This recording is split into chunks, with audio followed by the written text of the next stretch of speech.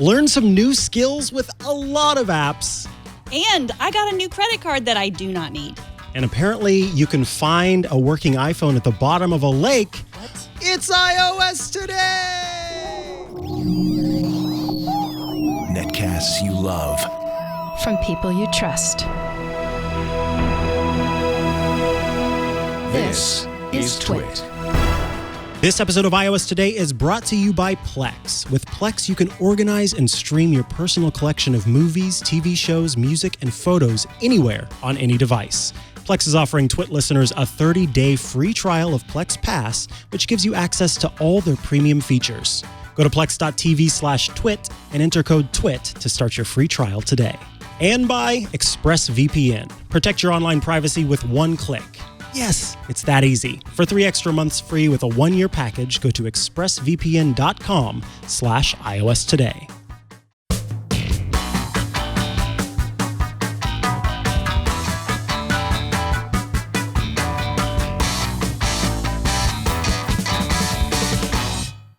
Hello, and welcome back to iOS Today.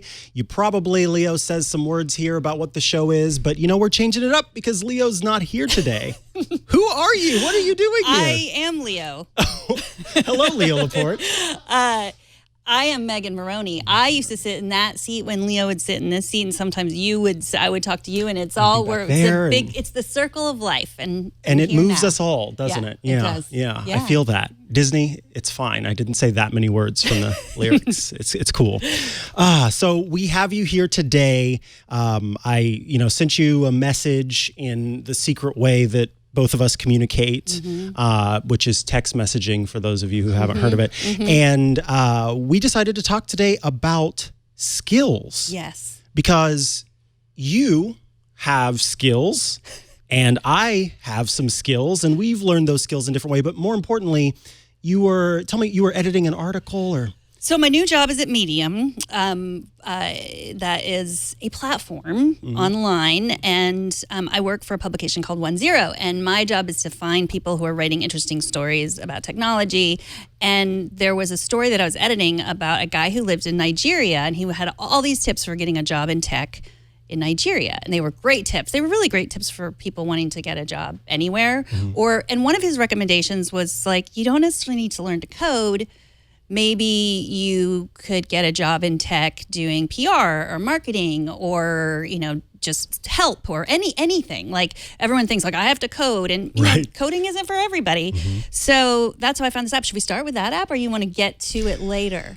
No, actually, I think that's the perfect way to start with it. So we've collected a bunch of apps and services that will help you learn skills, but we want to start with the one that Megan learned about, because I was really excited to hear about this, particularly because it's free. Yes, it's a free app. It's from Google, and it's called Primer.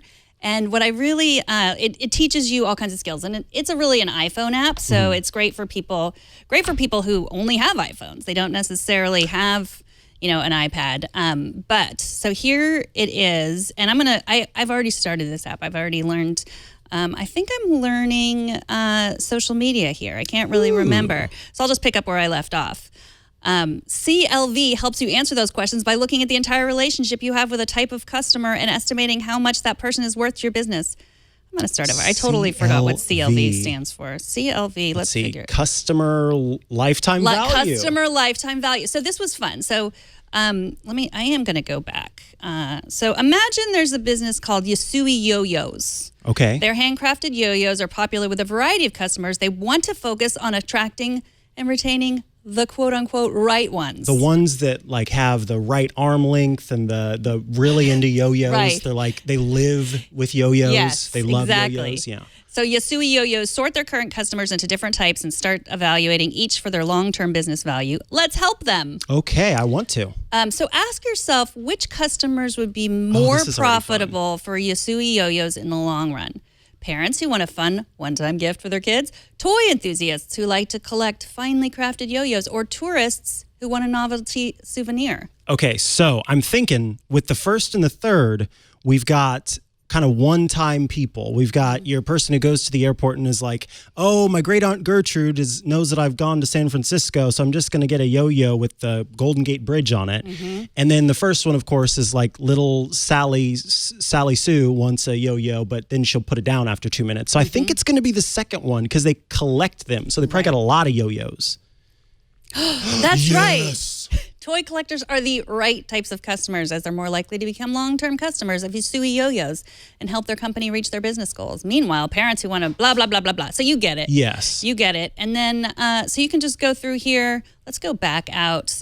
So I can learn how to work with social media influencers, surviving and thriving on social media. You can search if you want business planning, learn how to write a business plan, selling, business management. So this is a lot of stuff. You could go online and like, oh, someone's offering this course in business management and it only costs $899. Well, you don't need that. You can just go here. And it's pretty basic, but if you're thinking of starting a business and you don't have a lot of extra income, I recommend it. Yeah, and what I like is after you sort of go through these different trainings, then you can prove that you've completed these courses. You get like little certificates and things like that.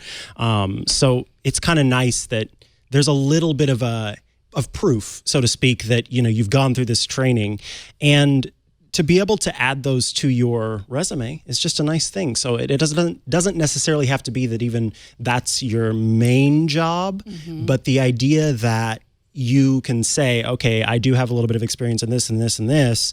It makes that delicious ice cream sundae that you are all the better because you've got the sprinkling of peanuts if you're not allergic, and the cherry on top and the whipped cream top. It's got, you know what I mean? You're adding all of those as you're completing these different trainings. I think that's pretty neat.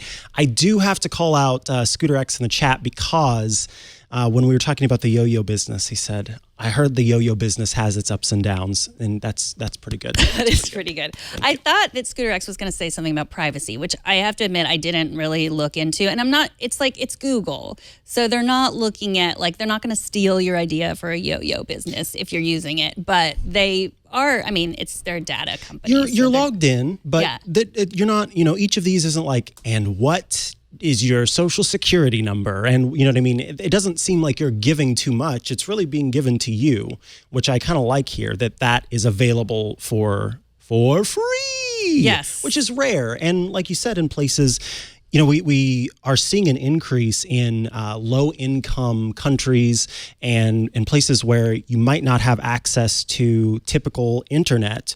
We're seeing a lot of smartphones there. And so if someone in a place where they don't have access to, a work a program that they get through their job or something like that, this is free learning that they can then add to their resume. I think it's fantastic. Yeah. I have a friend whose son is trying to be a filmmaker, but on the side, he is doing social media. Like, that's his job. And I thought, back in my day when we wanted to have a creative job, we would have to wait tables while we were, making it big. But now you can just do social media. So it's, because the kids these days, they know a lot more about social media even than you and I do. Oh yeah. I signed up whenever I downloaded Primer. The first thing I did was sign up for the social media training. I want to know what they have to say. And some of it I'll probably go, but some of it will be helpful. Yeah. And I can, I don't know, learn more. You can always, I think, whether you're making yourself more helpful in the company that you currently work for, and then you get to negotiate higher pay, or you are making yourself valuable for a future job or whatever it happens to be. Maybe you're just a curious person who likes to learn. That's great. Speaking of that, I would like to talk about now, this one is one that doesn't fit into the it's all free, man. But LinkedIn Learning, which it used to be called lynda.com, has become LinkedIn Learning. And this application has a bajillion, detrillion different service, or rather skills that you can learn. And it's not just, it used to kind of be, it was like learn the Adobe suite. And I can remember I was a big old nerd in high school and middle school, actually. It might have been middle school. And at that time, I remember spending an entire summer where, during the day I would go with friends to the pool and stuff like that, but I would spend my nights learning Adobe Photoshop, Adobe Illustrator, and Premiere, all these different applications. And those skills became helpful to me when I was getting a job in college and when I was doing a web show with friends in high school and so on and so forth. And some of those skills I still have today and still use those. And I learned those all the way back in middle school from LinkedIn Learning. And so I'm really thankful that this program exists. It is a little expensive if you are, you're going for the subscription. But what I can say is it was well worth the price to me, which at the time I was probably getting with, allowance. So it wasn't really my price, but it was just incredibly helpful. And now we've got new types of tutorials, like creating and managing a YouTube channel, which if you're not a YouTuber, apparently you're behind.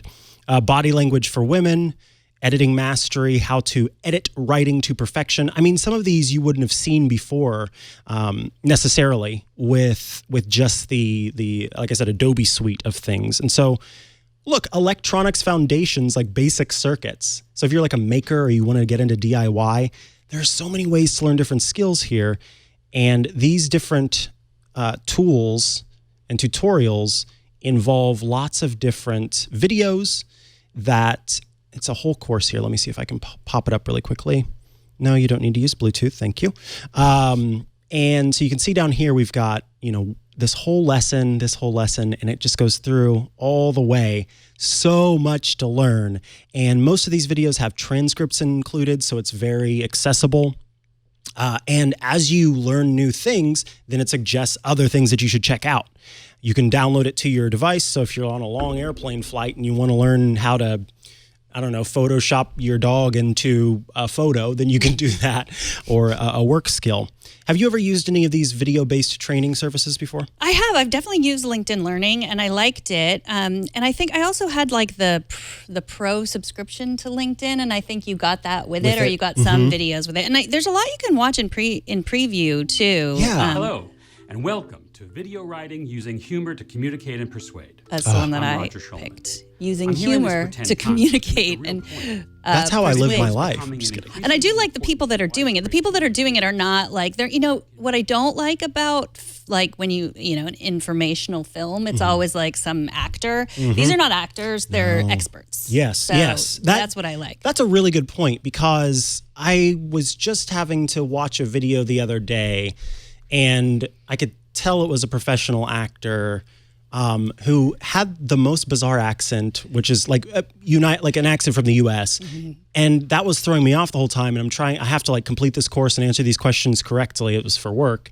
And I just couldn't get over this person's accent. And there's something about when it's an expert, that kind of thing doesn't matter to me, because I'm immediately just I know you know your stuff. I have immediate respect for you. I'm immediately drawn in, and I can see that. And then that's how I think that, the true mark of an expert is someone who can teach and explain without there being any, complication for a learner. So they do find, I think, the best people to offer these different courses where you feel like you're getting your money's worth and you also feel like you're learning new skills. Yeah, you can do audio only too, so it's nice if you're in the car or something and you want to be learning. Always learning. Always be learning. ABL is the other acronym we're going to keep in our heads today. Oh, good. Hashtag ABL your tweets to iOS Today to tell us what you are learning. Let's move on to the next one, Megan Morrone. Yes. Or should I say Megan Morrone? You should say it that way. I should say it that way, and I did, and I'm sorry. Oh, I like it. Oh, are we going to sing or draw? We're going to sing. Oh, good. Oh, that's why you sing. Oh, I get it. See, just one more episode, we'll have it all down. We'll just be reading each other's minds. So this app is called...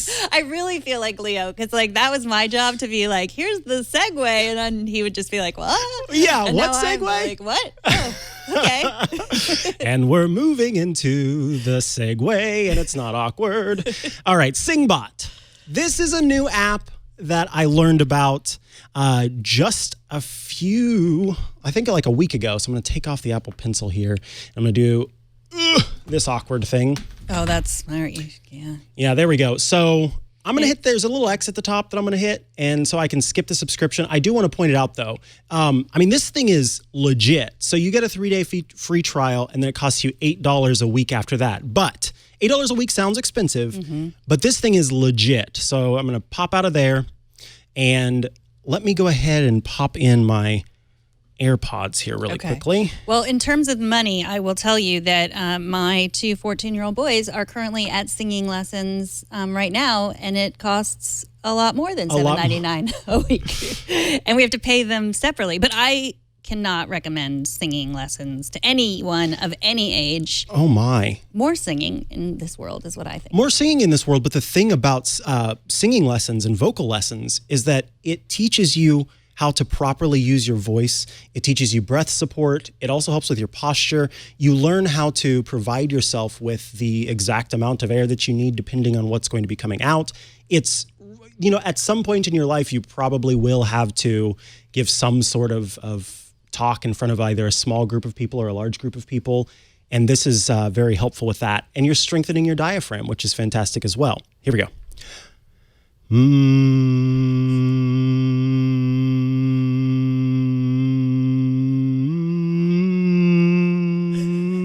Oh, wait. I got to hear it.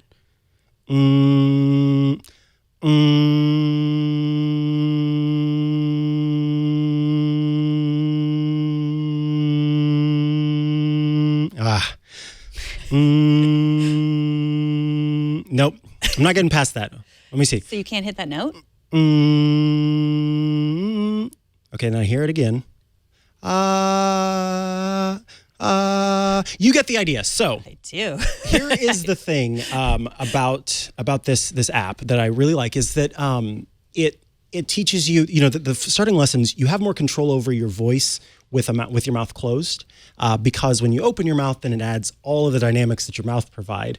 And I don't know if you've seen the movie about Queen, but Freddie Mercury is talking about how because of the extra space in his mouth, then it provides like an extra octave or something for him.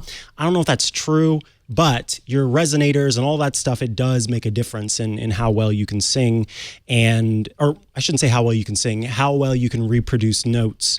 And so speaking with a closed mouth, though, gives you more control. So you start out with the ums, as I was doing here. What I want to do is try this with like an actual set of headphones and a microphone because it's having to use the AirPods microphone. It's listening through that. And, these have noise cancellation of their own and all that kind of stuff. So I want to do it kind of unadulterated, pure experience and see how well, because I've been told that I can match pitch pretty well. And so this was kind of making me feel pretty kind of crummy, but if you do have that where you're wearing a pair of headphones and maybe you're using the microphone that's built into your phone or your iPad, it does start to teach you these lessons as you move through. Then it gets more and more complicated.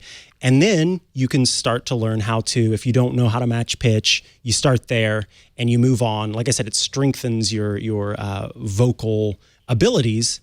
And I think that's pretty awesome.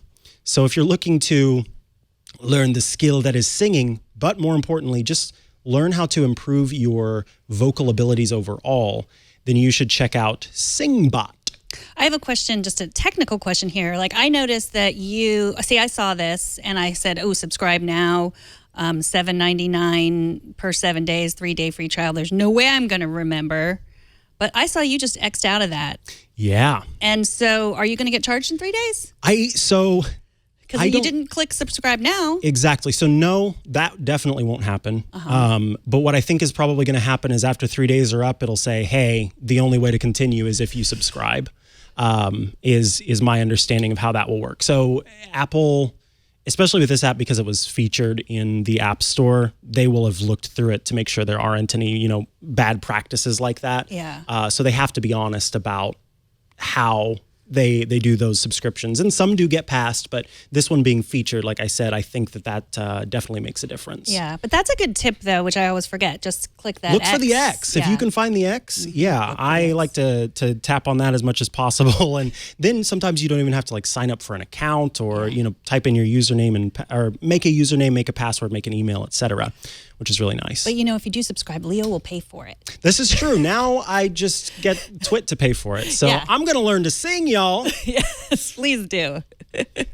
You want to talk about, you said you don't necessarily need to know how to code, Right. but it can be helpful. Yes. I think I don't know. We've definitely gone through that phase where it's like everyone needs to code, and that is not true. But if you have an aptitude for it, why not learn Or an it? interest. Yeah. Maybe you don't know if if you are the person who can code.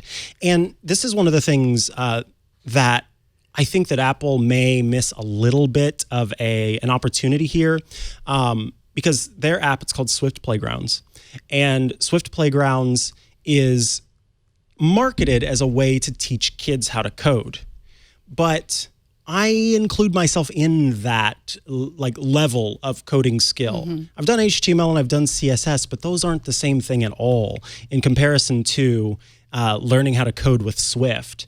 And although the animations are silly and it's a little bit lighthearted, if it's teaching me how to use these different commands and things like that, then it's still helpful to me. And so I don't want to feel, and I don't feel ashamed for saying like, oh yeah, I use Swift Playgrounds. But here, it's walking you through and it's talking about like, you probably followed a recipe to make something delicious or learned how to put something together like Lego. And the way to get through is, by following the proper instructions. Well, it turns out that basically when you're writing code, you're giving your application instructions to follow, and you have to do it in a certain way to make things work how you want them to. So you take this little character named Byte, little goo-goo, Definitely a Google. definitely a little goo-goo, and you tell it to move forward, for example, and you get to collect gems. So it's like a game, which is, people like to have things gamified. We went on a hike and we were both like, oh, gotta get our exercise rings collected. And so I'm curious, have you ever played with Playgrounds? I have played with it, and I do enjoy it, and there's no shame in it. There's no shame in adults playing with Playground, I think. Same with you. I don't even think I ever learned CSS. I've just done HTML. So it is, I like it, and it's fun, and it's interesting, and it's definitely, I played with a lot of coding apps before, and this one, definitely, like a lot of those got Sherlocked. Like it's one of those situations where, coding apps like this have been around for, 4 or 5 years. But any of them that I tried before were not as good as this. Like this feels like Apple really did better. The ones for kids, I think. So yeah, I think it's great. I'm surprised more people don't use it and don't talk about it. Like I'm surprised they don't really use it very much in my kids' school, it seems, because they all had iPads. But they really didn't. Well, in Apple's everyone can code and everyone can draw initiatives, those different lesson plan dealies that they announced, I'm surprised that those aren't kind of out there more. I figured if there was any state where I could go and see that at use in schools, it was going to be California. But perhaps I'm not looking yet in the right places to see that. But regardless, despite the fact, like we said, that it's kind of marketed, I think, towards kids, I can remember using this whenever it first came out and getting excited and like, oh man, I wonder if that means I could do this or do that, and starting to play there, and then taking that and going to Apple's like college tutorials that are in their iTunes University. Thank you. iTunes University. See, Megan would remember. She did. iTunes University options. And so I was able to go there and download some stuff and start to learn. And then I went away from it and have forgotten. But just like any language, it's like riding a bike. No, it's not. You got to practice. But one good thing is if you're a parent of like a 6-year-old and up, and they as I am, your dogs, their dogs would love this. If they just demand the iPad all the time, this is a good thing that like you can just say like, here, you can play with this app. And, you can keep them in, if they're young enough, you can keep them in that single app and just, force them to learn to code instead of playing whatever dumb game that they're playing with ads and et cetera. Yeah. I just found this sensor arcade. after we're done, I'm going to play with that. Look at that Sensor. guy. What are we doing there? Is it like heat? And using the iPad's built-in sensors. Now we're interested. Let's see what happens in this. Oh. Okay. I love that little guy. It's so cute. What do you call that one? If mine was a goo-goo. That's Pinky. That's a little Pinky. Inside every iPad are sensors that can detect things in the environment. And they look like Pinky. Yeah. The microphone can detect noise. Oh, there is sound. It's making squishy noises. Aw. So this is, there's a lot of, interesting stuff. So, yeah. That looks like it looks a little bit like your hand. Are your nails painted white today? Yeah. They modeled this after me. I wonder what now that you have 3 hands. Kevin's adding fingers to the screen. It's very confusing. So it can get really advanced. I think. And it detects different. Okay, I think this is fascinating. Mm-hmm. And this, marketed towards kids, but this is true, Chickenhead 21. Chihuahuas are well-known Java coders. And we need those because Java, nobody knows how to code Java these days. So true. Everybody out there who knows how to code Java just got very angry at me. You can direct your upsettedness to my Twitter account. That's at Megan Morrone. Yes. So is this still Swift here that we're learning? Yeah. Okay, so if you want to learn anything else besides Swift, you got to go elsewhere. You got to go outside of Apple's Swift box, as they definitely call it. It's weird that Apple would come up with an app that was just designed for their own coding. Coding language. Like they're trying to keep people in their ecosystem or something. That's weird. Never heard of them doing that, really. Yeah. But this is iOS today, so you know that we know that you know that they know that they do that. Right. Do you want to learn to draw, Megan? Yes. Oh, wait, you probably know how to draw. I am not good at drawing. Here, draw. While I'm talking about this, you can draw a picture of me. All right. Okay, so I'm going to talk about learn drawing, which again, I've got to flip this iPad, which I hate to do, but here we are. So these are some newly added options in here that walk you step by step through drawing. Now, I did some research on some of the best drawing apps available in the iPad for teaching you how to draw. And a lot of people say that the best way to learn how to draw is by mimicking the greats. That's how a lot of painters learn how to paint. They'll go and they'll check out these paintings done by consummate professionals who have made beautiful things, and they learn the paint strokes and things like that. Same thing applies here. Van Gogh made this Lego painting right here, in fact. And so if you follow along with it, then you can learn how to paint like Van Gogh. Or Van Gogh, apparently, is how it's supposed to be said. So whenever you tap into it, your first step is always going to be the finished drawing. And up here in the top right corner, you've got your different drawing tools for color change, erasing, drawing squares and circles and things like that, sharing, etc. So I'm going to hit next, and you can see that it takes you through the steps. So I'll draw a circle and then a rectangle here. And then next it says, okay, add a nice little elf ear. Oh man, I'm amazing. I've been, a painter for years. We draw the hairlines and the face. Oh yeah, I got to get those eyes. Eyebrows on fleek. Got to get the dimples, of course. And we're following through here. Oh wait, I already drew that. So that's, we're just really following the process. And you kind of get the idea. It takes you through the steps to slowly but surely add all of the stuff to make it. And the idea is that as you do this, you're going to get better with learning, how to create these strokes on your own, how to sort of, if you're drawing something from an image or something like that, then you can go ahead and know what you should be doing. And one thing I do want to point out, it kind of does some onion skinning. So you can see that line there, apparently I was supposed to have already drawn. The red line is the most recent one. The blue one is the one that you'd have just completed. And so it shows you over the course what needs to be done and what is already done, so you can kind of sort through. So I'm just going to try to finish this really quickly, so don't judge my beautiful, honestly, this is modern art, and so you really can't judge it, is how that works. Yeah, that's really good. Now this is the annoying thing. I begged this app. I said to the screen, please app, please give me a way to pay to not have ads. No. But the fact is, most of the time, when you are an app that doesn't have, But even apps that do have a lot of users, you can end up making more money on ads than you can if you did offer an in-app subscription. And so you do get these apps from time to time. And that's why I took a while to try and come up with, to do the research to try and find an app that was the best at offering these options. And this is genuinely listed as one of the best. That's mine. I did that. That's really good. What do you think of mine? Oh, yeah. So here we go. Now it's time to see.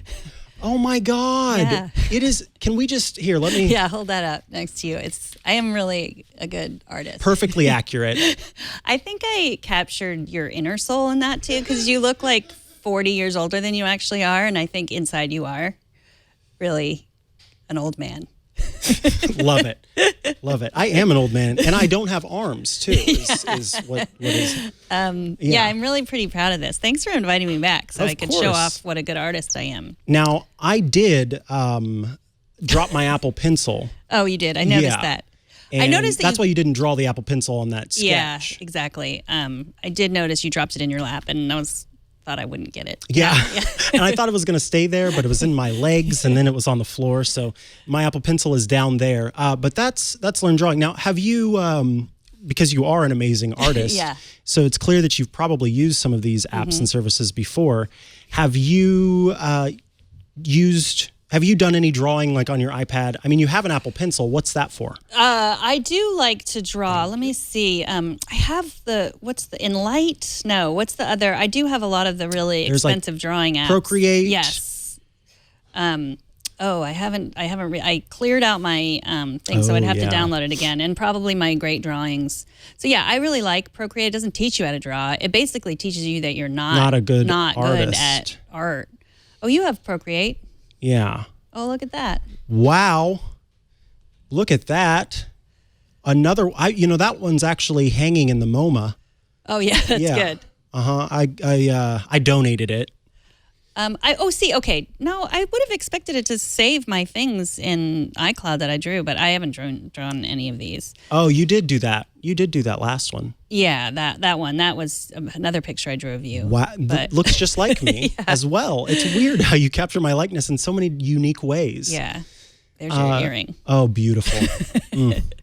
It's perfect. I have a big blue earring. I just don't know how you just perfectly capture my essence. No. Yeah, here, Micah.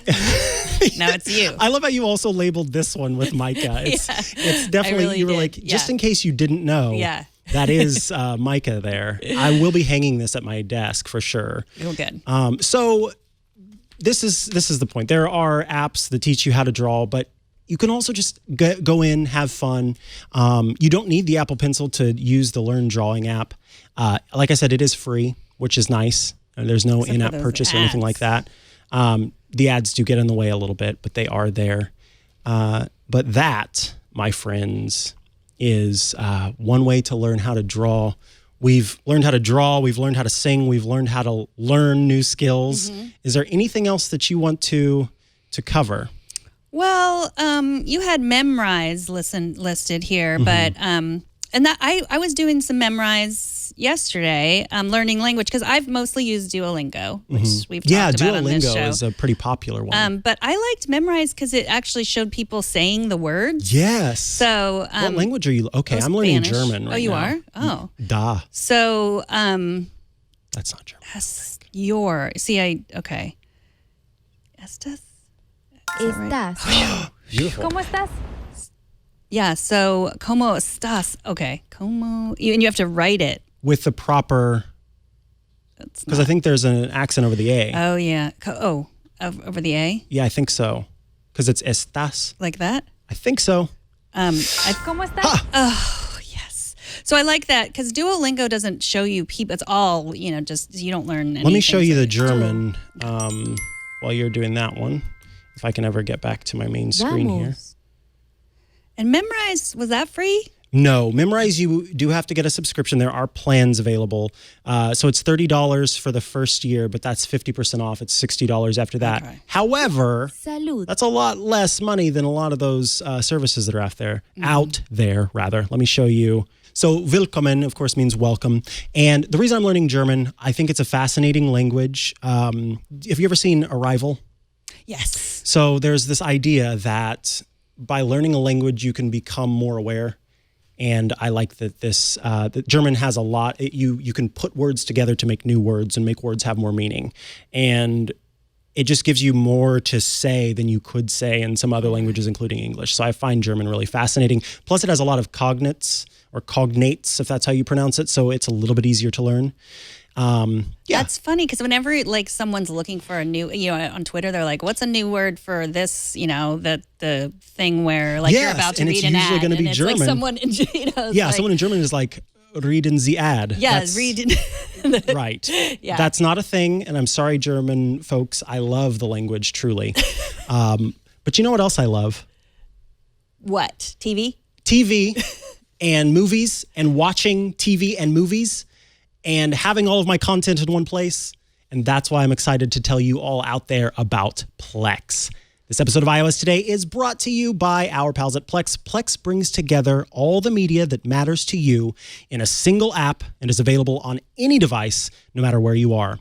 You can organize and stream your personal collection of movies, TV shows, music, and photos for free. And you can also stream your favorite podcasts. Hey, I know a podcast you might want to stream there. Web series and news for free as well.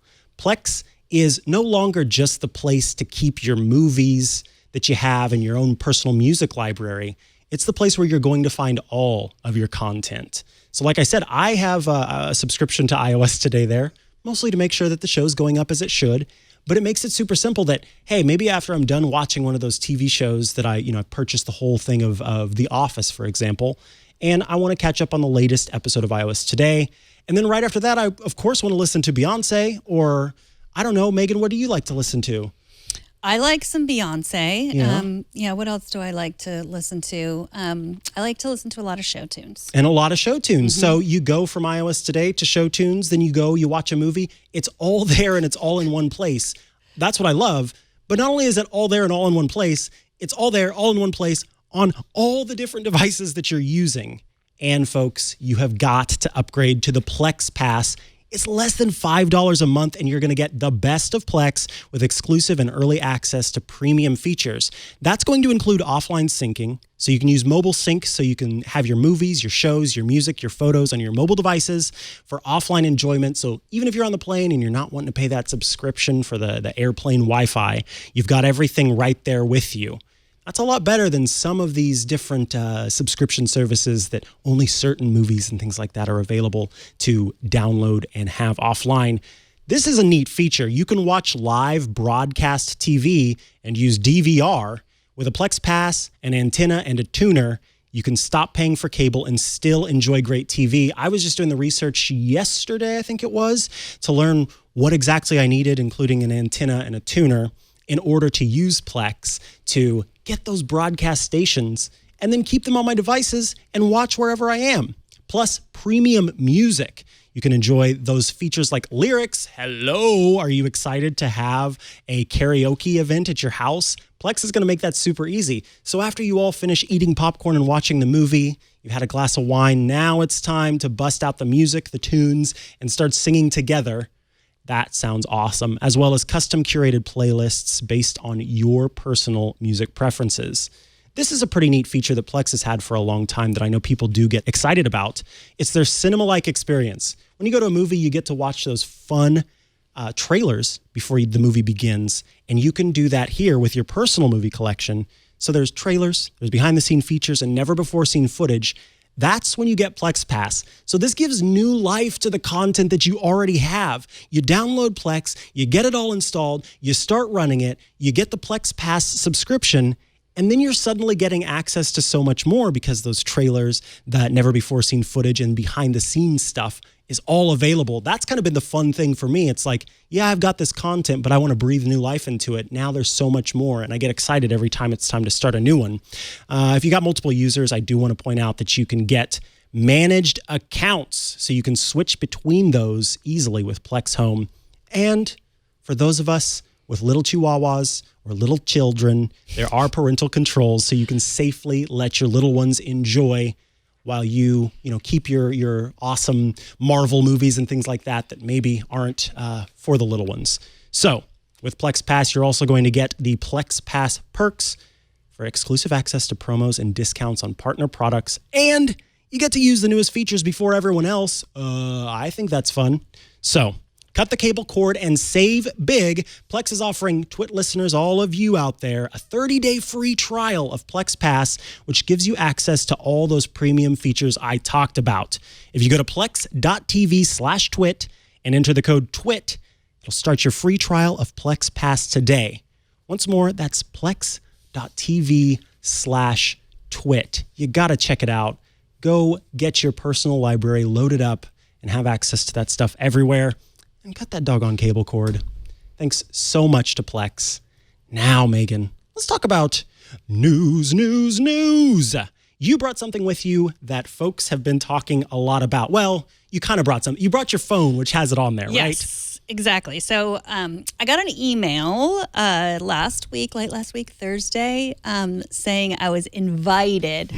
Whoa, exclusive. To get the Apple Card. And I've never been invited by Apple to do anything. So the fact that they were just inviting me to spend money, that they would take a cut of every purchase I made, that didn't matter. I was invited. You were invited. I was invited. Yeah. And I can make a guess. They said it's, so I signed up, to be notified, but there's a slow rollout. And I can make some educated guesses because for the 5 years I was here working at Twit, I would buy every new iPhone, every new iPad. Of course, I would charge that I would expense that, and then Leo would end up paying. But it came, it came through my... But now you're Leo, right? So I have to charge you? Is that exactly, yes. But it came through my Apple ID, and I used my credit card, so they were like, look, this lady has some dough. Little did they know. So I got it, and I was like, oh, I'm going to sign up. So it really took 5 minutes to sign up. I gave them my information. I took a picture of my driver's license. I'm sure I gave them my social security card, but not really. Pricked your finger, gave them a little bit of blood. Not that much of stuff. And then it was like, you just wait, and then I got approved. So whether I deserve to be approved or not, that is, we'll see. If I end up asking for money and, because I've overspent on my Apple Card. Hey. But it was so easy. And I come from a generation where you used to have to write your social security number in every little box and then send it away. And I say I come from a generation, but we were doing that pretty much maybe last year or 2 years ago. I think I did that earlier this year. So I have some screenshots of what it looks like. So my first purchase was at Acre Coffee down the road, and I bought some coffee, and so it turns color when you buy something. So do you know? Have you done? See, this is my problem. Is I'd start spending money trying to see how it changes you color. Just buy random stuff because that looks kind of coffee colored. Yeah, it is. I think it was food and coffee. So, and then I bought some clothes, and it's still sort of orange. So I'm not exactly sure what that means. I guess now you can show this. It is yellow and orange. Okay, yeah, I do see a nice little maybe yellow I on the bought, outside. so maybe it's clothes and coffee. I don't know. Honestly, it looks like a makeup palette. It really does. But yeah, I haven't paid any bills with it. And so when we started the show, I said, this is a credit card I don't need because I don't need it. I have 2 other credit cards that are great. They're both Chase cards. They're really super popular cards. One doesn't have an annual fee, and the other Chase card is the Sapphire Reserve and has a ridiculous annual fee, but you get travel, you get money back for travel, plus all your points go to travel. And I use that card just as sort of a, it's a promise to travel. I'm sure you've seen this science that says that if you don't do it, you won't do it. Is that what you're talking about? If you don't do it, you won't do it. Yeah. That's what okay, that was a little obvious. I'm sorry for interrupting. That we overestimate the joy that buying a thing is going to bring us, and we underestimate the joy that an experience is going to bring us. Okay. And so I think of travel as an experience, and I think of using a card that is going to give me travel points. It's like a promise to myself, I will travel. Because it's so much easier to be because I have 3 kids. It's 5 people in my family. I stole your pen. A ticket to anywhere. If 5 of us go literally anywhere, it's going to be $1,000. And that's a lot. So, we could be putting the money towards a college fund or something. But why do that when we can go to Hawaii? Which we did this year. That's what I always Bought say. all 5 tickets on travel points. So, That's awesome. Yeah. And even the Freedom Card, which is not travel points, gives 3% back on everything. Whereas the Apple Card just gives 3% back on Apple purchases, 2% on everything else. And if you use the physical card, or if you use the number in a place that doesn't use Apple Pay, it's only 1%. So it's definitely less money. But then you're talking about privacy. And that's the drum that Apple's been beating. And yes, it is more private. They're going to share the information with Goldman Sachs. It's also allegedly more secure, or I shouldn't say allegedly, I should say in theory more secure, because along with being private, it's also only giving a token to the different people that you're buying from. And so if that, like when Target had that huge breach, then all they'd have is that one token. They wouldn't have your actual card number. So if you're using the Apple Pay version, then yes. I'm not sure. One thing I don't know is I wonder if you swipe with the card, if it still does a token. I think because there's no number on the physical card. That's true. That's so interesting. I believe it is. And so I think you have to have, no, I haven't used the cards because I haven't gotten it, but I'm pretty sure you still have to have an iPhone with you to use the card. So there's still, you swipe the card and it's going to use Face ID, I think, to then confirm. Fascinating. Right. So I can't wait to hear more about that. In fact, we might follow up on the next episode what you tell me, just to give some insight if Leo hasn't gotten one by then. Because I have the option. I don't want to add another one. Yeah. But I want to talk a little bit about, there was an article from CNBC, Goldman Sachs is dipping into subprime lending with the Apple Card. And so here's kind of my developing theory, if you will. I think possibly what's happening here, the 3%, the 2%, the 1% isn't a lot. But Apple and Goldman Sachs are negotiating, this is in the beginning while the card is being developed. They're negotiating on a partnership that allows people to have this card.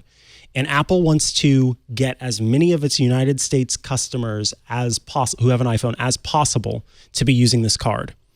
So whereas Goldman Sachs offering a credit card to people who have, an immaculate credit score, you're going to possibly get that better, like 10% or that seems a lot, but 8% cash back or what have you. They kind of had to do lowest common denominator to get the most people involved in this. I do that every time, every show. My pin popped off, folks. Every time, or they're wanting to be able to get as many people as possible. And so in doing that, you can't give huge rewards because there's more risk there, is kind of what I'm feeling. So subprime usually falls under, according to this CNBC article, under a FICO score of 660. So folks who have a 660 or less are included in that subprime lending.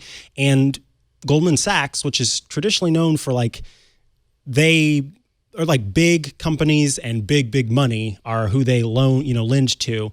For them to do this is kind of outside of things. And in fact, there was somebody who they interviewed in the article who had a 620 credit score. But what we've come to understand that this card was genuinely, Apple has marketed this card as, look, we're trying to help you figure out how to use a credit card responsibly. You'll always know what your is. You'll know whenever it's due, this, that, and the other. And genuinely, this card was on both sides designed for responsible use.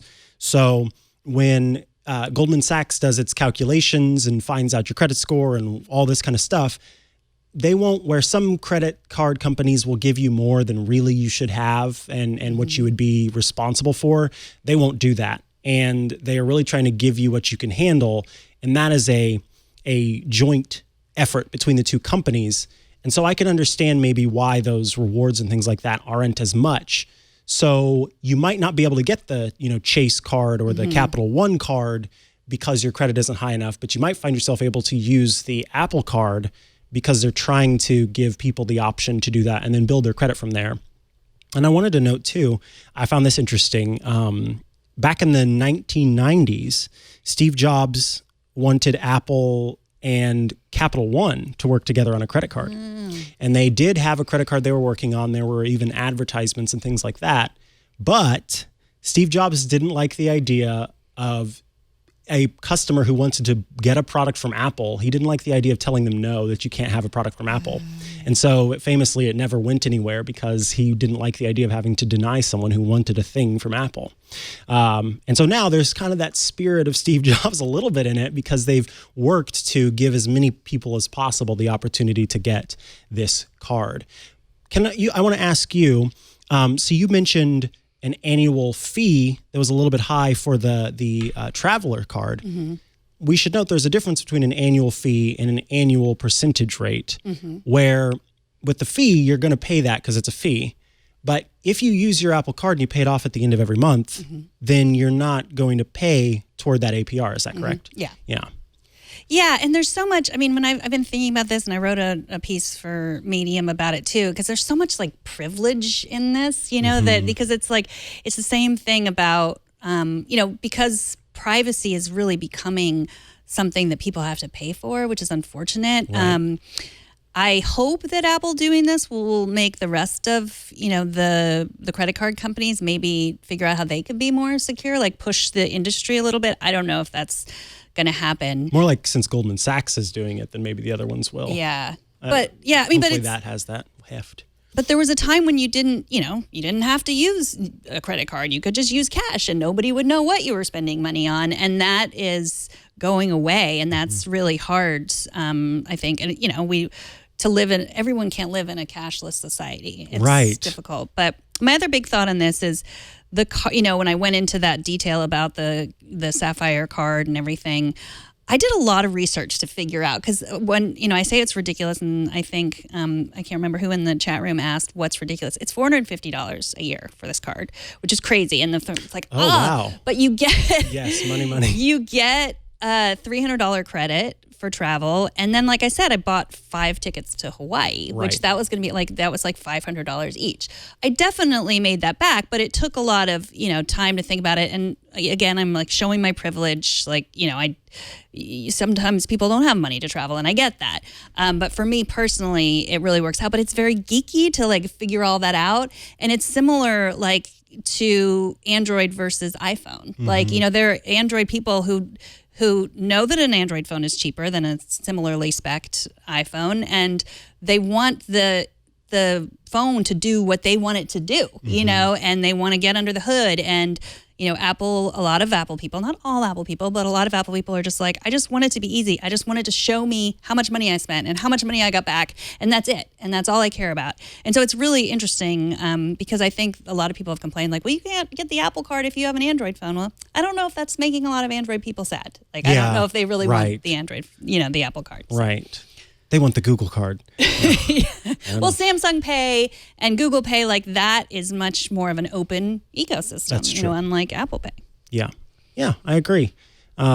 It's an interesting option for people who want it, but I don't think this card was, I don't think that it's a card that everybody needs, or maybe that anybody needs. But on top of that, it certainly is another product that is not designed for everybody. And so some people are going to be unhappy with it. And if you are that credit card geek, then maybe, you know that this card isn't the right one for you because you found your card that every year you end up making $1,000 off of the credit card company instead of them making money off of you. Right. So you get to do that if you want to. Mm-hmm. It's the same thing with people like who lease cars versus buying them. Like, I've never been a lease car person because it's just like, why would I be giving away all that money? I don't own anything at the end. But, sometimes people lease because they have to, and other times people lease because they just want a brand new car really often. And that's fine. Everybody's different. And there's, and I'm not going to say that. I was going to say, there's a card out there for you, but no, it doesn't need to be. There doesn't need to be. Let's go ahead and move on because there's a show out there that might be for you. I'm so excited. Apple shared a sneak peek trailer of the morning show. This is the one that has Steve Carell in it. That Apple's I thought you were doing. giving the heart for Reese Witherspoon. Oh no, it's I love The Office. It's The Office. I love Steve Carell so much, and now he's doing this show. Reese Witherspoon's great. Jennifer Aniston's great. Okay, so there's a lot of stuff I've just forgotten since I don't really focus completely on the Apple Beat. But do you have to pay for it? Apple TV Plus, yeah. Yeah, how much? It's like $15 a month or something. I don't remember how much it costs. No, I don't recall how much it costs, but it is a subscription service like Netflix or one of the others. So yes, you will have to pay for it. Yes, I will be paying for it. You'll get Leo to pay for it. Right. I don't have to pay for it. This is a great day. So all of you out there, I'm sorry, we'll have to pay for it. Including me. Yes. If you do want to watch it at your house. Yeah, they'll have the morning show watches. Because I don't know, having been a journalist, I never had the opportunity to work in this is the closest that I've come to like a broadcast television thing. Because even whenever I was doing anchoring and news, it wasn't in that traditional studio with all of that going on. And I don't know, anything that Steve Carell is a part of, I'm going to watch just because I respect that guy quite a bit. And I think that this looks like a lot of fun. And there are going to be some, I still have some feels about being a journalist and some feels about how journalism has changed, how it's being attacked in some ways, how in some ways it's being rightly attacked, and ways that it's being wrongly accused of things that it's not doing. There's a lot there, and this show, based on those little voiceovers, seems to kind of cover a little bit of that. So I'm interested to see where this goes, and I love seeing Steve Carell play more serious roles, which he's done a great job of in the past, especially that one where he plays, he's like a bald-headed guy, and there's a little kid who has a bunny rabbit. Sunshine? No, Little Miss Sunshine? No, I'm totally kidding. Oh. It's what is that cartoon that I was Despicable Me? Oh, yeah. That very serious show, Despicable Me. But he was in it's something with Sunshine. Little Miss Sunshine? Oh, Sunshine Boy or something. It was Little Miss Sunshine, I don't think he was in that one. He wasn't? Who was the guy in it? Maybe he was. No, Little Miss Sunshine. I didn't think he was in that. It's Greg Kinnear. You're right. But he was in that recent movie where it's about I think it's his son, and his son is an addict, and it's very serious. Anyway. Beautiful boy. Oh. Beautiful boy. Thank you. Wait, Steve Carell. He is? Yes, lends support to her eccentric family, including her depressed brother, Steve Carell, fresh out of the hospital after being jilted by his lover. So there. You have not seen Little Miss Sunshine from 2006? It's been a long time, let me tell you. Okay. But I was wrong. And normally I would write this down and give you a little certificate, but the problem is my pen is broken. You broke your pen. So we won't be doing But he was that. also a beautiful boy. But the thing about me is if I think I'm right, I'm going to sit around and wait till I prove it. I appreciate you proving me wrong there, because I did not remember that he played a depressed brother in that show. Yeah, he had a minor part. But yeah, I guess. Wait, he was a minor? He wasn't a minor, but yes. Let's move on, because I want to tell you about this hilarious story. There were some people who were called to, they're called underwater hunters, and they were called to a lake, and they said, hey, we need you to rescue this iPhone that our employee dropped into the bottom of the lake. I think it had been about 2 days that this iPhone 10 was underwater. And they had this grid search planned. And one of the guys, he went outside of the grid as he was going down, and he happened to look down and saw the phone. And so he went down to just grab it so they could bring it back up. And he accidentally hit the side button. And after 2 days underwater, the phone lit up. And the guy, the employee, had a missed call from his grandpa on the phone. It's just fascinating. I love that. Because I've been asked before. I remember having my iPhone 10 and talking about how I will listen to it in the shower. Like I like to listen to music or podcasts or something while I'm showering. Don't tell California. I don't spend that long in the shower, but I would have my phone in there and not a problem. But then people would be like, wait, you take your, yeah, it's been pretty water resistant for a while. Yeah. And if after 2 days at the bottom of a lake, a very silty, gross lake from what this article talks about, it's still working. I think that's pretty incredible. Yeah. I mean, I don't like to push it. I shower with my Apple Watch, but not with my phone.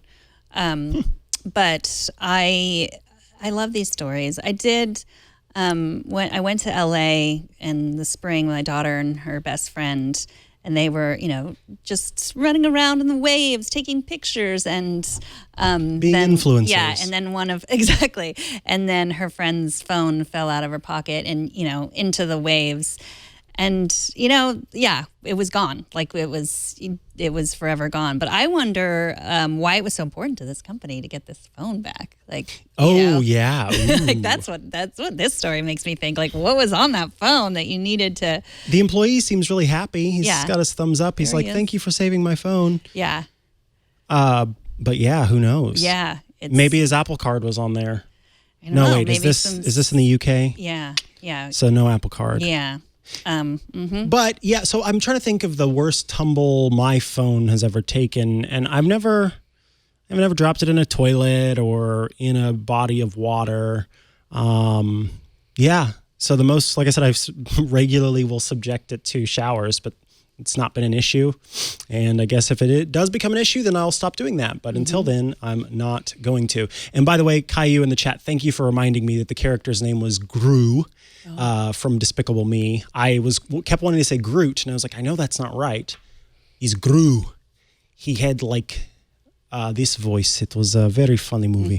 Anywho, so Gru and iPhones being saved from underwater. Let's talk now a little bit of sad news, at least for me. The Gates Foundation has taken a person from Apple. That's not really how that works. The person is still alive. The person is still alive. Take the life of this person. Dr. Andrew Trister was working at Apple and was working on there was recently some news about how at Apple they were trying to determine if wearables could be used to spot early signs of Alzheimer's and dementia. And so Dr. Trister was working on that project, but has now moved over to the Bill and Melinda Gates Foundation to work on investing in digital health ventures that can be used that have global appeal or global use. Obviously, very cool that, he's got this new job to go and do this. But this is now, let's see, 1, 2, 3, 4, about 5 kind of big names from Apple's health team that have left. And, for a lot of people, maybe that's not too big of a deal. But for me, I have really enjoyed all of the health features that have been added to iOS and watchOS and the potential future. So I, not too terribly long ago, was hospitalized due to a heart thing that I was going through. And my Apple Watch was helpful in determining that there was something going wrong. And then after that, and continuing to monitor my condition and make sure that things were good. And so I've really enjoyed having that. Leo and I were just talking the other day. We both had what weren't actual falls, but falls that were then detected by the watch. And it was just kind of a reminder like, hey, I've got this here if I need it. And there's talk of blood glucose monitoring. And in here, the early signs of dementia. So I want Apple, and one thing that I use that I really love is in the health app, there is a way to link up with different health companies. So my doctor, for example, my doctor's office, and it pulls in all my health records. And so I can stay up to date on oh yeah, when I went to the doctor last time and she ran a panel or whatever, here's what my results were. So I know at last check, and whenever medication is renewed and all that kind of stuff, it's all right there in my health app. And I really like having that. So I want Apple's health initiatives to continue to succeed. Now, do you use any of Apple's health stuff or rescue safety 911 kind of stuff? I haven't, thankfully, had to use it. I mean, I use all of the activity stuff, but this is really curious to me because, Apple's sort of known for once you're in, you never leave. There's so many people go Hotel from Google California. to Microsoft to, from Facebook to Twitter. But Apple really is a place where people seem to be really happy working and they don't ever go. So why have all these people left? What's going on? Obviously, the Gates Foundation is a great place and, huge opportunity, I'm sure. And, perhaps the person just really wanted to focus more on their initiatives which are, nonprofit, not profit initiatives. And I get that. So, yeah, it's interesting because I really want to see them succeed at this as well. Yeah. And, the folks who have left, it's not as if they've all gone to the Bill and Melinda Gates Foundation. They're all going to different places.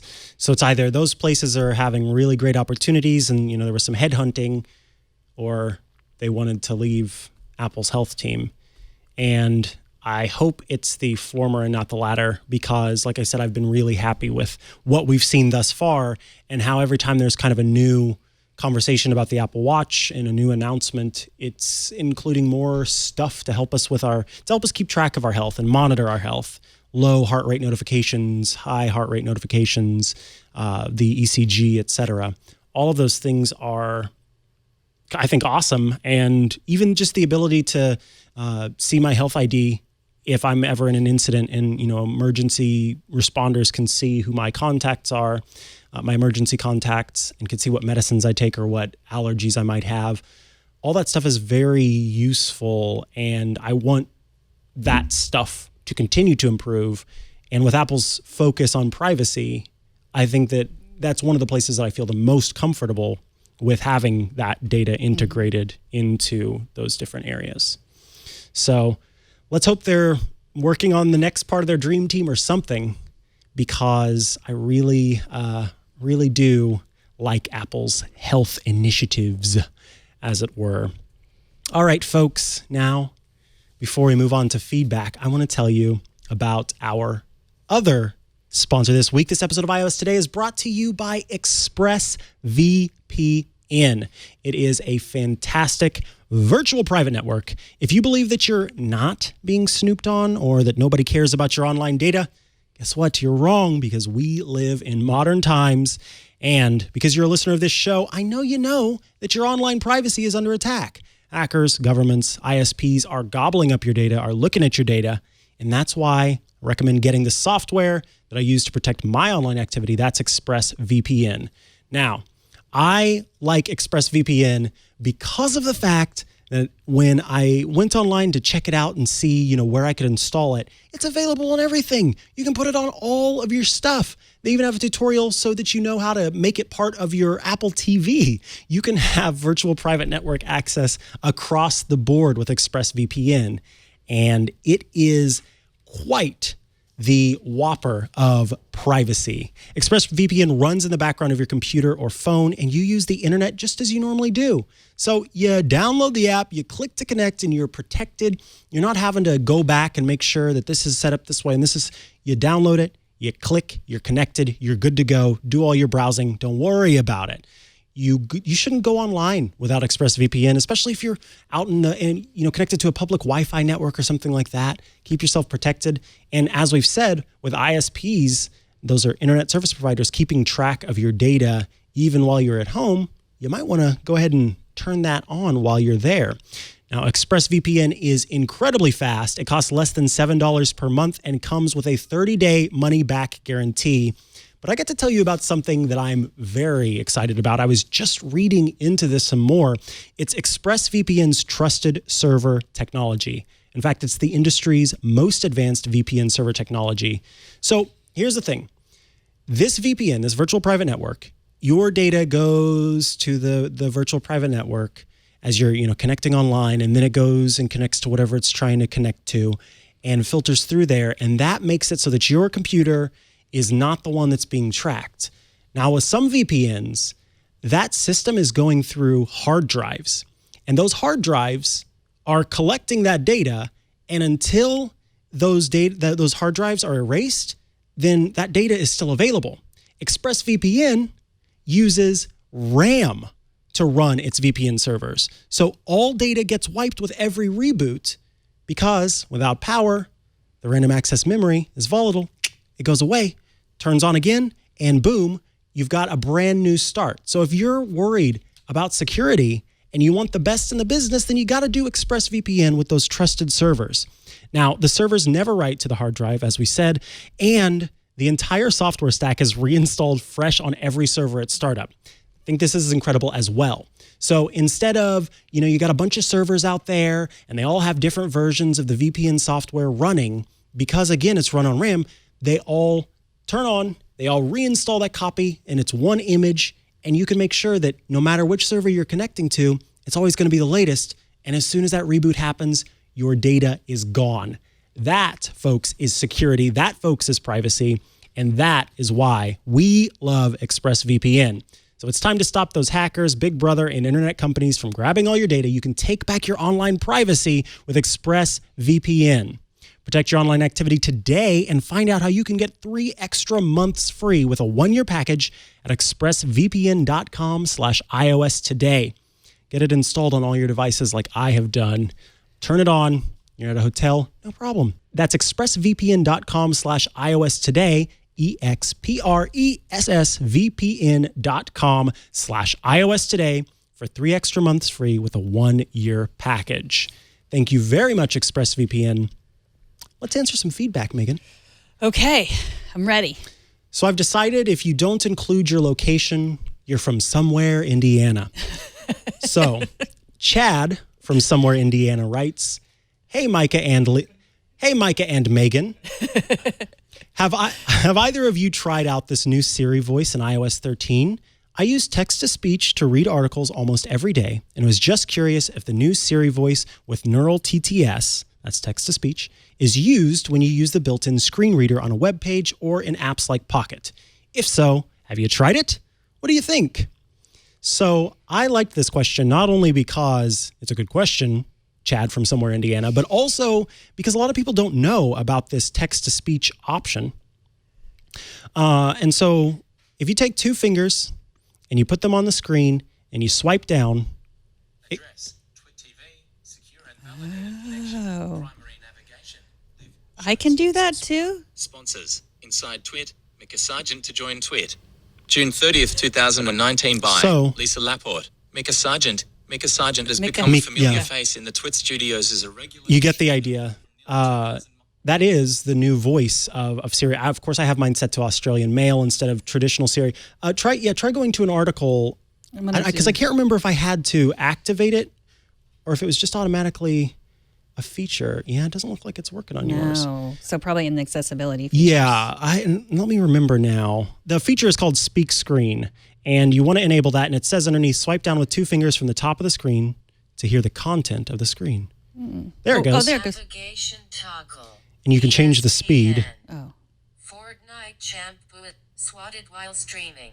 Streaming. ESPN News Services. 3:17 p.m. ET. Now that sounds like old Siri on iOS 12. And then, like I said, this was new Siri on iOS 13. Let me pull up another article here. I don't even know. What should I do? Well, actually, send me that article. Can you airdrop that article to me? I think that'd be a great way to show the difference between the 2 of us. It's just the 2 of us. Airdropped. Beautiful. I will accept. Thank you. And so we go to the article and boom, here we go.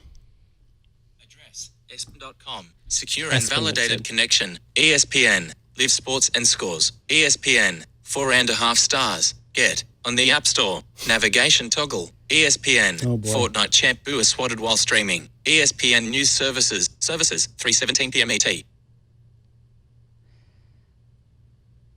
Yeah, but I need more. Address, esp.com. That's weird.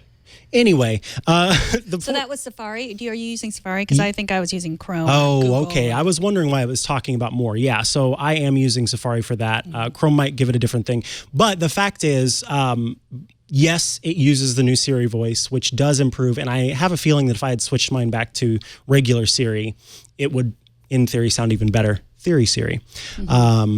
Because the new voice is available and swiping down from the top does that. I like to use that whenever I'm in the car and there might be something that I want to read. And so I will listen to it with Siri. You can speed it up and slow it down. So that's a handy tip and an answer to your question, Chad from somewhere, Indiana. Now, let's go to our next question, which comes from Paul from Los Angeles. So, I've been using the beta for iOS 13 on all my devices for some time now, and I've noticed a couple of issues. When using Apple Mail, usually when you delete a mail merge from your iPhone, that deletion syncs across to my iPads. Now with iOS and iPad OS 13, the syncing doesn't work. And I find I have to manually delete emails from my iPad, even though they're deleted from my iPhone. And the other issue is location management. I have a Google Nest thermostat, which now doesn't know when I'm out of the house. It used to automatically adjust. As we say in Australia, Paul from Los Angeles, what do you reckon? No, I wasn't going to do an accent because I do a terrible Australian accent. So, Paul, what I reckon is that you're running a beta. The syncing issues, I imagine, are something that could be corrected by the time that the final version of iOS 13 rolls around. If not, use that feedback app in iOS. Megan, when you used to run betas, did you ever send any information off to Apple? I did, yeah. I felt like it was my responsibility. So I did, yeah. Especially if I heard it a lot from people. Like sometimes I'd be lazy if it's just like, maybe I just want this and I'm asking too much. But if a lot of people would email and say, why doesn't it do this? Then I would. Yeah, that's kind of how I feel about it. Now, I did want to, it's not just, I'm not just doing a learning lesson here, Paul, even though that is what our show is about today. I do want to address your other question, which is about the location management issues. Apple has stepped up prompts quite a bit now, and prompts for your security, for your privacy. And so it's quite possible that the app is currently set to allow location tracking when using the app. And unfortunately, you have to wait until the option comes up for always allow. That is, I think it needs to be also fixed, but if you hop into your settings app, you go into privacy, and you go into location, then there's an option for each app that you have downloaded. Tap on the app for your Google Home or whatever, so the Nest, I guess, in this case, and make sure that it's set to always allow. And if it's not currently, then you need to switch it to that so that it can always track you. That's probably what it is. We'll do one last question here. This is Bob, also from somewhere Indiana. We got two folks from somewhere Indiana today. Help me, Mikah and Megan, is definitely what that says. On occasion, I go to bed with a fully charged Apple Watch and wake in the morning with a near dead Apple Watch. Is there a way to see what is running the battery down so fast? Hope you can help, Bob. So he's not talking about on the charger. He's talking about he's wearing it. He is wearing his Apple Watch to bed. Yes. Do you do that? Yes. You do? I do. But you do? But I find times in the day when I can charge it. So I pretty much just charge it one time in the day. And it's usually like as I'm winding down for the evening before I go to bed, because I use my Apple Watch with an app called Pillow to track my sleep. And I love being able to track my sleep. I imagine that's probably what Bob does. I know folks in somewhere Indiana have, some sleep issues. So it wouldn't surprise me. But there's not a good way, sort of like with your iPhone, you can pop in and say, oh, yeah, here's this. I know exactly what battery is using what. But one feature you might consider is there is a toggle for workouts and for other things that kind of lessens battery use by turning down location settings. So if you, either on your Apple Watch or on the Watch app for iOS, go in there and turn off the feature for location access, because it might be pulling some GPS data that you don't necessarily need when you're asleep in bed at night. That's one way to save data, but I would also just check what's running on your Apple Watch, which you can do. I always forget now which way to do it, but I think you double tap on the digital crown and see sort of which apps are there. And then you can force quit ones that you're not using. And also just make sure that there aren't things that are trying to pull data down while you're sleeping, except for the app that you're wanting to use. Right. So like you can turn off background app refresh. There you go. That's like, so all of these apps are pulling down data, I guess. And so turning them off would preserve the battery life. So, I mean, there's really no reason that Drafts is working all the time to pull data down while you're sleeping. That's a lot. Oh, sorry. Yeah, a lot. I guess they're they're automatically turned on by default. You can turn them all off that way, but I like to get apps on my, I like to get alerts on my Apple Watch, but yeah. But I don't sleep with I'm impressed. I'm a woman of habit. So it goes on the charger every night, and when I wake up, I put it back on. Yeah. And that totally works. And there is an article over at my pals at iMore have written up a great article that helps you learn how to save battery on your Apple Watch. So if you type in Apple Watch battery, imore.com, you should be able to come across that. It'll show you some tips and tricks that you can use. And I apologize to our producer, Kevin, who's already found it. I don't even need to apologize. Wonderful. That will give you some tips on how you can fix the battery life. Megan, I get the impression that we are running out of time. We're always running out of time. We're always running. And that means it's time to run into app caps. Ooh. All right. I just love how much you love the app caps. This is the reason that I was so excited when Leo was like, definitely want to have Mikah do this show. The rest of it, sure. I love iOS stuff, but the caps, that's the best part. Yeah. This is so much fun. And I always enjoyed bringing an app cap and having your reaction whenever I would put it on. Mm-hmm. So here we go. Doff our caps. Ooh. I'm a pirate. You too are a pirate. I'm under here somewhere. I guess it's supposed to kind of go more. Is it back? Well, it also can go all the way out. Yeah. Yeah. Yeah, we'll do it this way. Yeah. I mean, yeah, just a little off center, a little jaunty. Otherwise, yeah. I love it. It's something, and I like it. Arr. Why is that your hook? Yes. Yeah. All right. So why are we wearing hats? We're wearing hats to commemorate, to celebrate, to accentuate our choices for this week's app cap. We like to talk about apps that we love, and we like to celebrate that and mark that special occasion with emoji hats and real hats on our heads. And Megan, I know I am listed first in our little show document, but I want you to go first. You want me to go first? Okay. You're the guest. So, as you know, I no longer work at Twit. I just got an email You no from longer someone. work? I know. That's awesome. I no longer work at Twit. Someone just emailed me like, I didn't know you were gone. I'm like, I guess you weren't really paying attention. Yeah. Are you my biggest fan or what? I started working in Medium, so I am going to talk about the Medium app because that's what I've been using. I saw this in the spreadsheet earlier, and I did do a little chuckle. I know because I didn't ask your permission because I didn't want you to feel like, no, why don't you come up with something that's not self-promotion? I'm all about shameless plugs. Okay. Seriously. So if you don't know, Medium is a website for readers and writers. So anybody can write stuff up there. Anybody watching this could open a Medium account and put their biggest thoughts, their most interesting thoughts up there. But we also have magazines, like we have publications. And like I said before, 10 is the one that I work for. But there's topics on everything. And they have a really good algorithm that shows you stuff that you're really interested in. So you go through and you say what I'm interested in. And then the app will show you stories based on that, based on your reading history.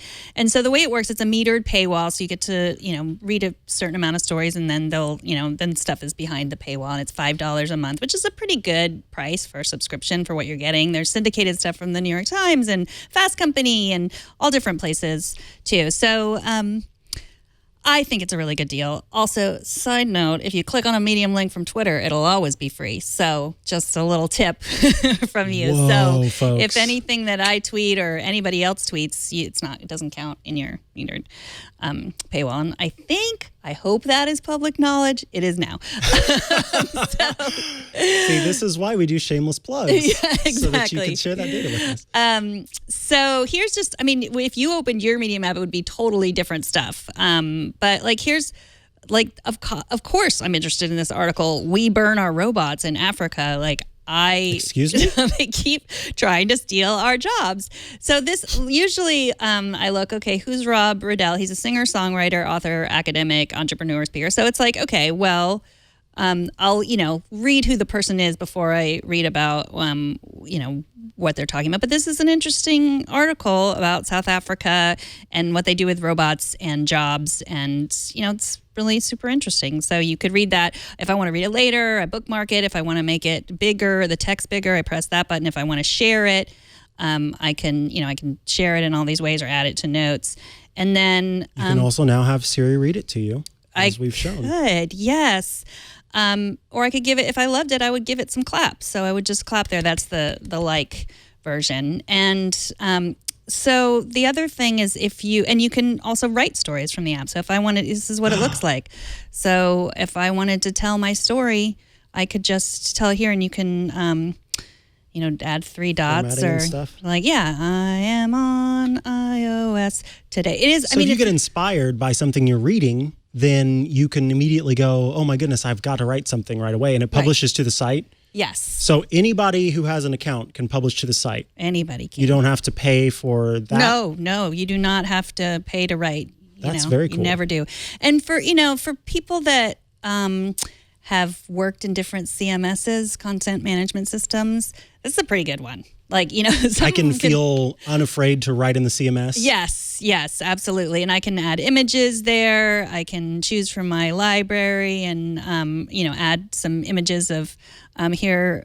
I had some brunch with Hase, who used to work here and there, as maybe I want to write a little story about what a beautiful mom she is with her beautiful little baby. Look at that little baby, and how she asked me if holding her baby made me want to have more babies, and I said, hell no, Hase, but thank you for letting me hold yours. So I could, and I can tune my recommendations here. Oh, so sweet. if I want, maybe I want some more stories about art, or I want some fiction, music, photography, podcasts. I like all these. I don't want anything about sports, more industry stuff. I can go through there. And I can also, if I like certain publications. So here are some of the, so 10 is the one that I work for. Zora is a really great publication also that's just by and for women of color. So check it out.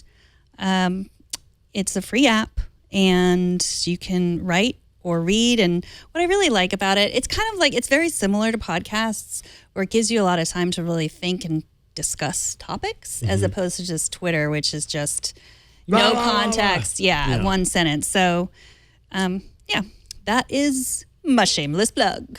I love it. I love it. So once this knows it's my face, I will tell you. You'll never know with that hat. Yeah, it's like, see, I can do normal hats. That's what the camera's saying, but this is a little much. All right, so I'm going to tell you about an adorable app. It's a game. What? No, we're going to do it with the... Yeah, that hat was always beautiful, but got in the way. Beautiful, but too much, which is how they describe me. All right, Shiba Force. Look at that little strawberry. We got to give everything nicknames. Yeah. It's a requirement. So this is a fun little tap around kind of game, and it's beautifully designed. We need Shibas with energy to save Shibokyo. So you summon a Shiba. Look, there's a Shiba just hanging out in Tokyo. Or sorry, Shibokyo. Oh, Shibokyo. And it knows, oh man, it's time for me to be a superhero and save the day. Ta-da! And so it's a recruit for us. Here I am. And I just want to get past this part here. I immediately can send my little Shiba out on a run to save the day. So we rest while the Shibas do the work. And then, oh, look, we're already done. They've already done whatever it needed to do, like saving a cat in a tree or what have you. And then you start to collect a quartz sword and some coins. How nice. And slowly but surely you build up your Shiba's powers. Is a Shiba a cat? A Shiba's a dog. Okay. Would the dog save a cat in the tree? We in Shibokyo, yes. Okay. These heroes will save a cat. Shiba, blah, blah, blah, blah, blah. So now it's got to go back out. Oh, first of all, let's just take a look at that little photo back there. Hilarious. And going out to save some more folks for us. And then while they're doing that, you can play little mini games. Oh. So as a Shiba, I got to hide the toy or dig and then hide my toys away. Oh, there goes a nice little green, my emerald choo-choo. There's my favorite animal, Todd. Let's see what I'm going to bury here. This is... It seems very satisfying. Oh, no. It's Steven. There's got to be another one besides it. There we go. That's Lulu. All right. So that's going on. And then I can come back. Oh, yeah. Look, they're back from their mission. Let's see what they got this time. A super morpher. Everyone has one, but mine is better. and they're slowly building up their level. The point of this game is just like you tap around, you have a little fun, you read the little story that they've put together and all of the funny Shiba puns that exist. There don't appear to be ads. There don't appear to be ads, and that is because you buy coins. This is one of those free-to-play, more fun-to-pay kind of games. In-app purchases. With I can't remember how to get to the in-app purchases because I haven't gone that far. I've mostly just been playing around with what's there. Shiba Zord. Of course I want Shiba Zord to come. Now, that one did look like a cat, I will say. Ooh, got a diamond. With a diamond, you can recruit another player, and now my Shiba's made it to level 1. Whoa! Power up! I like how the Shiba is wearing like underoos. Like that's what it looks like. Are they cut out on the side a little bit? Yeah. Too? Ooh, yeah, they might be. So anyway, you get the idea here. That's where I can recruit another Shiba to come and help me save Shibokyo. And it's just a fun little tap around game. You can explore the little lab where they work from. And then at the end of the day, the Shibas go back to their bushes and other areas where they live after they've rescued. So if you're a fan of Shibas or dogs or animals in general, or you just want a really well illustrated app to play around with, that is Shiba Force. Download and play for free or buy some stuff, but not me. Sorry, I was trying to make that rhyme still. It felt quirky like the app, and I didn't do a great job there. Sorry. But the hat is quirky like the app. Yes, the hat is quirky like the app. Wow. We've come to the end of an episode of iOS Today. This is the end. Now, Megan, how do you usually end an episode of iOS Today? What was your deal? With great relief. With great relief. Just, whew, we did it. Take a breather. Now, see, Leo told me we throw off our hats, and so I did that the last time, but then he didn't throw his off, and so I felt really awkward about it. Well, if that's the only thing that made you feel awkward, it was a good show. Listen, folks out there, you can send us a video, a question, a thought, a hat. No, you can't send a hat this way, but do send us those things to iOStoday@twit.tv. That will get your questions and feedback and things sent right to my mailbox, to Leo's mailbox, not to Megan's mailbox. You'll have to ask her questions on Twitter. We record the show live every Tuesday at 9:30 a.m.-ish Pacific time. That's 1:30 p.m. Eastern, except today because it's Monday. And you can, of course, watch live at twit.tv/live. If you ever want to join us live and you want to bring a hat for us to wear, you can totally do that, or pick out a hat for us to wear. You can totally do that. You just email tickets@twit.tv, and that will get you the information that you need right when you need it. Don't forget to subscribe to the show at twit.tv/iOS. You can subscribe to the audio stream. You can subscribe to the video stream. That's the best way to get the show. You'll never have to miss an episode. But of course, we do love it when you join live and hang out in the chat. Thank you, all of you out there in the chat today, for your funny jokes, your Shiba Force thoughts, and your welcomes and celebrations to Megan for being here for this episode. Can't wait to have you back again for another episode of iOS Today at some point. And frankly, there's going to be an episode where you're sitting here and Leo's sitting there, and I'm nowhere to be found. Yes, you should, like I said, you should take vacations. Vacations are for you, and then Leo and I can have some quality time. I've never taken a vacation in my adult life, so that'll be weird. Really? Really, yeah. What? Yeah. I've never done a vacation, so I got to do that. I'm just flabbergasted. Yeah, see, maybe I need to get that travel rewards card you've been talking about. Yes. That's why I haven't gotten the Apple Card. I need to go on a boat and wear my pirate hat and explore the world. Yeah. Anyway, this has been iOS Today. I've been Mikah Sargent, and who have you been? I have been Megan Morrone, and I always will be Megan Morrone. And where can people find you online? Megan Morrone on Twitter, meganmorrone.com, goatswearingclothes.com. I love that. And yeah, that's pretty much it. And I do have a piece about the Apple Card on Medium, so of course I will shamelessly tweet that out. It's not up yet. Oh, okay. Because I just filed it right before I came here, so it's currently being edited. So I will shamelessly tweet that out as soon Please as. do. Mm-hmm. We want that. We want that. You can find me at chihuahua.coffee, of course. And this is iOS Today. Goodbye. Oh, we can throw our hats. Let's throw them. Thank you. And good night.